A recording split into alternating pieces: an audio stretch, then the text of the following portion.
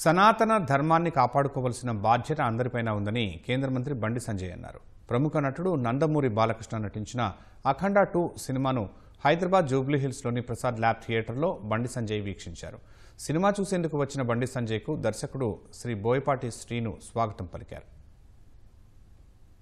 ఈరోజు అఖండ 2 సినిమా చూడడం చాలా సంతోషంగా ఉంది. సంచలనాలకు మారు పేరు ఇలా బోయపాటి శ్రీను గారు. అంటే ఏదైనా కూడా సమాజానికి ఉపయోగపడాలని చెప్పి ఒక ఆలోచనతోని ఆ మూవీ తీయడము, నిజంగా వారికి ఆలోచన ఎట్లొచ్చిందో నిజంగా పరమేశ్వరుడే వారికి వాళ్ళు కూడా లీనమై వారితో తీయించడని నేను అయితే అనుకుంటున్నా. మూవీ చూసిన తర్వాత ఆవహించడం కావున సినిమాలు ఎవరైనా కమర్షియల్ తీస్తా ఉంటారు, అది వాళ్ళ వృత్తి, వాళ్ళ ఆలోచన. అది చాలా మంది తీయాల్సిందే కూడా. కానీ ఈ సినిమా ఏదో డబ్బు సంపాదించాలనో కమర్షియల్ గా మాత్రమే ఆలోచించాలని తీసిన సినిమా కాదు. ఇలా బోయపాటి గారు ధైర్యంగా నిజంగా ముందుకొచ్చి అఖండ 2 ద్వారా సనాతన ధర్మం యొక్క గొప్పతనాన్ని చూపెట్టే ప్రయత్నం చేశాడు.